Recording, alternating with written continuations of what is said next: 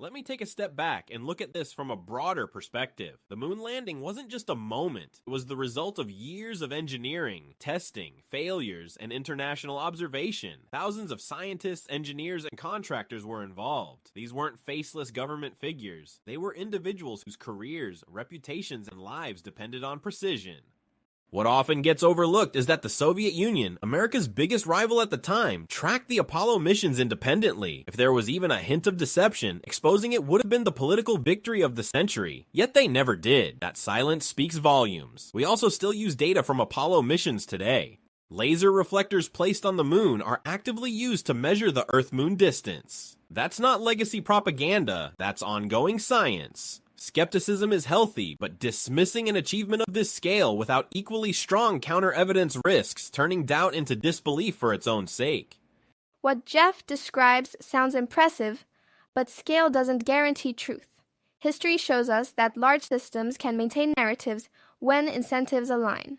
Corporations do it, governments do it, entire industries depend on it. What unsettles me isn't one inconsistency, it's the pattern of inconsistencies. The missing original footage, the unexplained gaps in technology, the way critical questions are often mocked instead of answered. We're told to trust institutions because they're large and complex, yet that very complexity makes them harder to challenge. Questioning the moon landing isn't about rejecting science. It's about recognizing how power shapes information. If we don't question landmark events, we set a precedent that authority replaces verification. And that should concern everyone, regardless of which side they're on. I appreciate that concern, but we must separate institutional distrust from scientific methodology. Science isn't a belief system, it's a process. Data from the Apollo missions has been scrutinized, replicated, and re-examined by independent researchers across decades and borders. Missing footage doesn't erase physical evidence.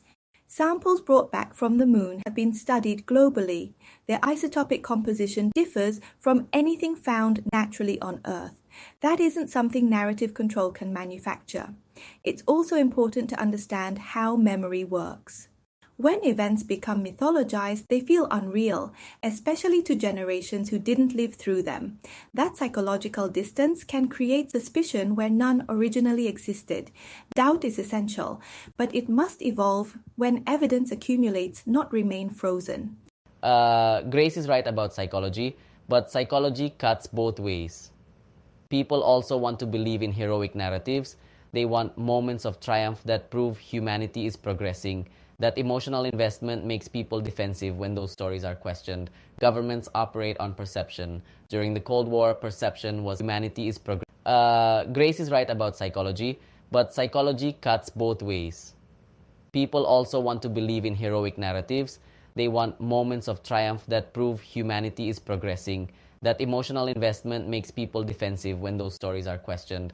Governments operate on perception. During the Cold War, perception was. This is exactly why this topic refuses to die. On one side, we have measurable science and long-term data. On the other, we have historical context, power dynamics, and legitimate mistrust. What strikes me is that both sides agree on one thing: questioning matters. The disagreement is where questioning should stop.